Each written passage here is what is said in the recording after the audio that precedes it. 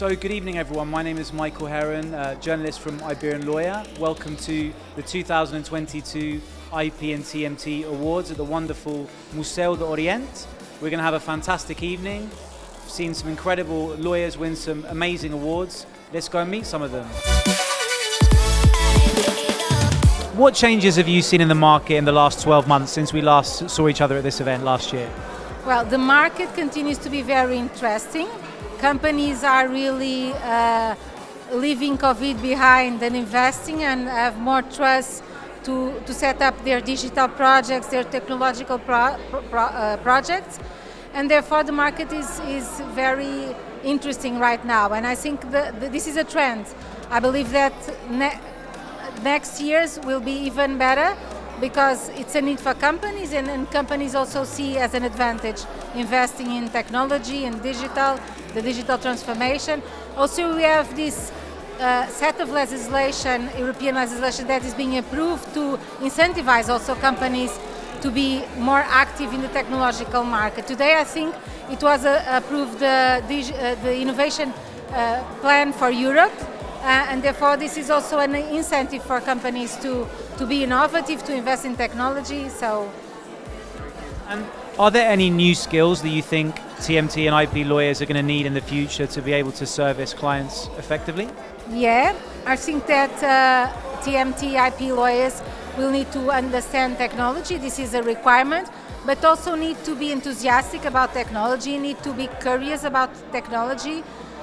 They need to be informed and also test technology. They should be lawyers that like technology, and it's not all lawyers that like technology. So, yeah, I think these are the trends. Great. I mean, the IP and TMT market is definitely, I think everywhere in the world, it's a growing area, and also in Portugal.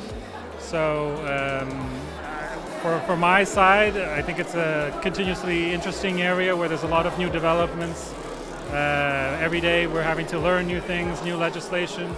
So, and most of the economy is moving towards an IP intensive and TMT intensive economy. So it's a growing area, so it's good to be in this area. So one of the feedback we get from general counsel like yourself is they want to see law firms that can demonstrate real depth in their practice and real specification.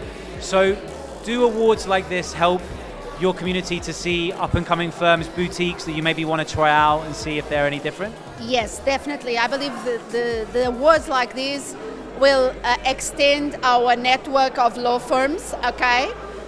For me, I must tell you that although I'm not so young as you can see, today I have the opportunity to see some firms that I've never heard about them.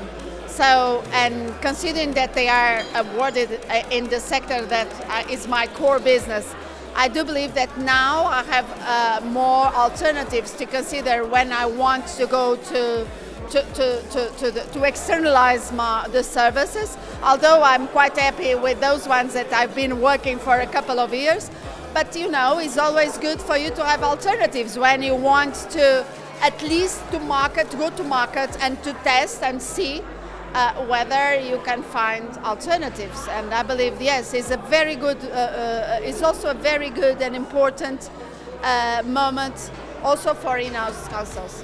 What changes have you seen in the last 12 months in terms of work in your sector? Have you seen more investment in Portugal from overseas? Are you seeing more sophisticated work? What's your perception of the market at the moment in Portugal? I think that we are in a transition. We've witnessed quite a lot of some acquisitions. Basically, the operators are changing. I think we are having a lot more, new offers into the market. A lot of internet-based players. There are, as we can see from the different categories, I think the market is broadening. You don't have only the traditional telecoms, media, IP, and information technology players. I think it's a lot more diversified. Now you have players in e-gaming. You have the so-called web-based providers, and you have quite a diverse market. I'm talking about TMT, obviously. But I think in IP it's the same. You were intelligent enough to create all these categories, and to some extent they make sense. Are there any new skills that you think IP and TMT lawyers will need to develop to service clients in the future?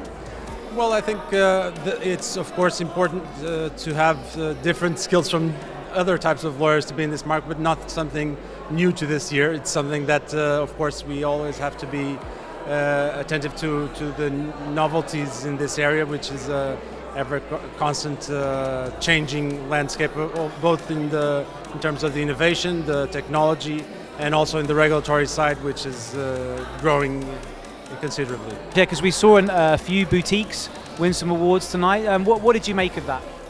I did some boutiques which I never ever heard about them. So it's an amazing opportunity even for us to know what's out there. And so in terms of competition, we are the ones profiting and knowing what other lawyers are there. What did you think of the awards tonight? Oh, I was making this comment. This is great because it's a way of, even for us in-house lawyers, to have visibility. It is great what you're doing because we are, not only we know about the typical law firms, the big ones, but this is a great opportunity to know new lawyers, new skills, new law firms, and to have visibility of the extent of the market. The market is growing, so thank you, because it's great. It's a great opportunity, and for the lawyers and for us to know.